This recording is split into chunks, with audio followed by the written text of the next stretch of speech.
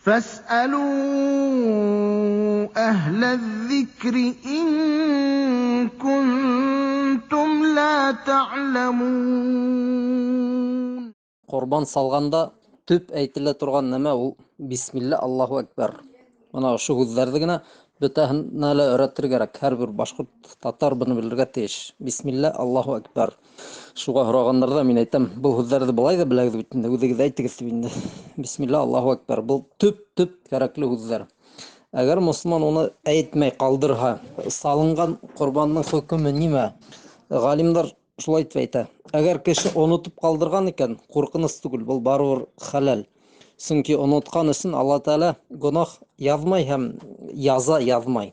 Кыскаһы онытса, әйтмәһә менә тотты ла салды икән мөселман. Был барыбер хәләл. Әгәр теге нисектер үсләшепме, ныкышыпмы, үсегепме онда юк әйтмәйм дип тәкәбберләнеп мөселман булса ла, әгәр ул әйтмәй икән, бындай ит хәләл түгел. Димәк, уның хатта иманында шөбһә туа бит инде, ул нимәгә әйтмәй. Шулай ук Пәйгамбәрбездән саллаллаһу алейһи ва саллям "Һәза мин Мухаммад ва мин али Мухаммад" дигән өстәмәһе бар хәдисләрдә, сахих.